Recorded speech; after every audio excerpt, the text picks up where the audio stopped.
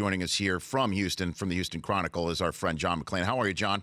Rich, I'm doing great. Didn't because of your blinding speed you get one of these kind of free agent contracts? Let's just put it this way: it would be a cap-friendly deal. Should it wind up on my desk? How are you? I'm great. Better for seeing you at the Combine and having you on this show. Texans interested, John? Yes, they're interested. They were never interested in a trade, and for a long time, they still need to draft a quarterback. If they were to sign Romo, they still got to draft one because if Romo comes here, Osweiler's gone. Then they still got Tom Savage, Brandon Wheaton. He'd be gone. But, Rich, after next season, they would lose Savage. Wheaton would be gone. They would have Romo, and that's it, unless they draft one. So if they get him or not, they've got to make sure they get a prospect in the draft in the first or second round. But I'll tell you one thing, if it comes down to money, I bet he goes to Denver because the Texans are not going to be hamstrung by a second consecutive bad contract for a free agent quarterback. Now let's parse this out one by one here, John. So you're saying Romo comes, they cut Osweiler? I mean, because I thought Osweiler makes so much that's prohibitive, and they would keep both of them, and Osweiler would be the backup for at least 1 year for Romo. No, he counts $16 million regardless. It's guaranteed, so they cut him, and he still counts 16, or whether he's on the roster or not. I don't think there's any way they would have Romo and Osweiler. I also think if Romo doesn't come here, the opening day starter will be Tom Savage. Tom Savage, they like him a lot, but Tom has been unable to stay healthy. He's going into the last year of his contract, and I know they're going to upgrade the position in the draft, but I believe Savage will start. Wow. So Osweiler's time there is essentially, it's done. It's either this offseason or next offseason, barring a miracle, in which if he got a chance to play, he'd have to play so much better than he did this year. Rich, he didn't have one really good game from start to finish where we went, so that's why they signed him. Well, maybe Denver, wouldn't want, from what we're hearing, Denver's not moving towards Romo right now. So let's talk about just the Texans' interest. I mean, Romo becomes free, which we're expecting to happen any minute now. Bob McNair flies to see him. I mean, how quickly can something like this happen? Well, they don't have to take visits anymore. I have no clue if Romo would want to do that. You just don't do it anymore. And he's been so close to Houston his whole career, he ought to know everything. And so he would have to take a contract, Rich, in which he would have to stay healthy to get close to what he was going to get in Dallas, which would have been $14 million this year. They're not going to give him anything like that because he's only started 4 games the last 2 years. And as you know, based on your 40 time, as you get older, it doesn't just all of a sudden you get better when you've been breaking down like he has. In the meantime, are they trying to keep Boye? Is that what's happening? Now, Boye's gone. Okay. His agent already informed him. They were offering him 12-something, and he's getting more. And there are reports from Ian Rappaport and James Palmer from the NFL Network. He's going to Jacksonville, and they have a budget for him, and they like him a lot. But they have Kevin Johnson coming back, and as you saw last week at the Combine, this is a great draft for corners. So if you have to replace a veteran, this is a good draft to do it. Okay. So do you think Romo's a quarterback there? Do you think I think Romo's going to end up in Denver. Why? Why do you think that? I think because John Elway's a great recruiter. I think they have more money to offer even after these other deals. And I don't think the Texans with Osweiler counting $16 million against the cap, and they have other moves that have to be made. Unless he would take a huge discount.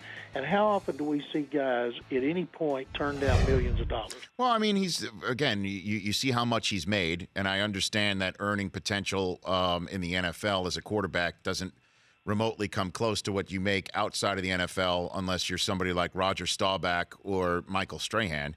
But it all comes down to it, though, John, is that, he gets to stay in state. His kids and his wife are in state.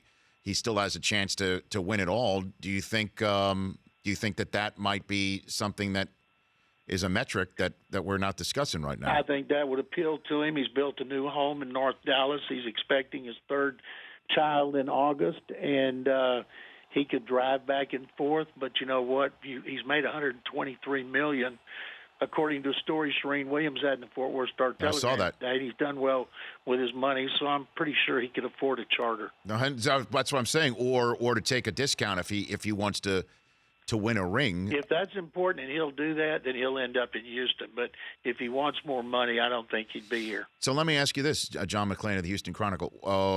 What sense were you hearing at the Combine, or what you're hearing right now of the Broncos' interest in Romo? That the Broncos are very interested in him.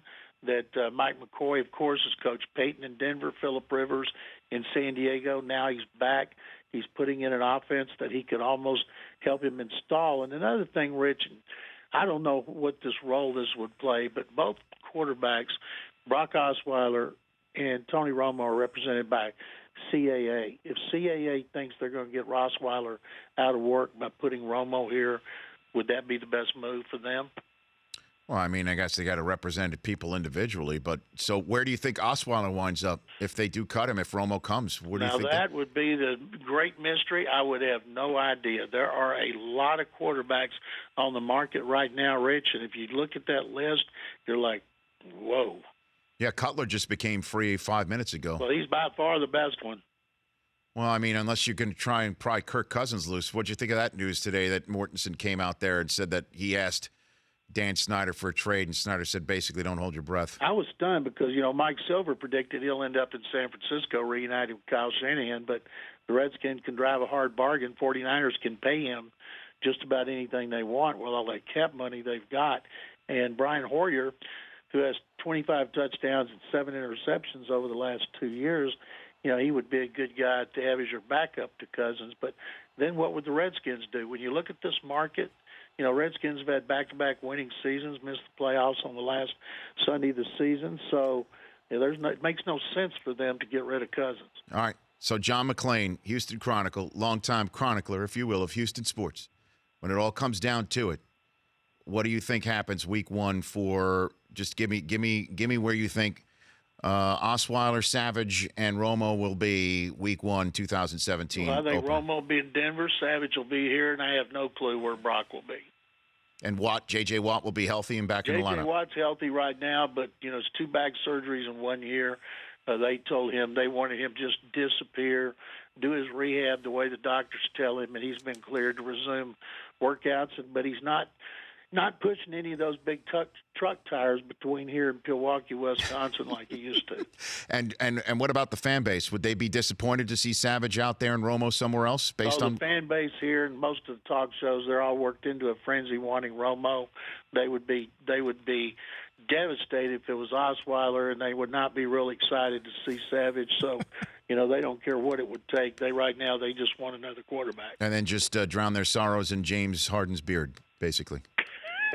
If that's the way you want to put it, and I've never heard it put like that, Rich. Hey, he's balling out. He may be the MVP of the NBA, John. And then the Astros. I keep hearing the Astros look people terrific. Are pumped. The Rockets are playing well. People are fired up about the Astros, and I'll tell you this, Rich. Tony Romo's never been farther in the playoffs than Osweiler went this year.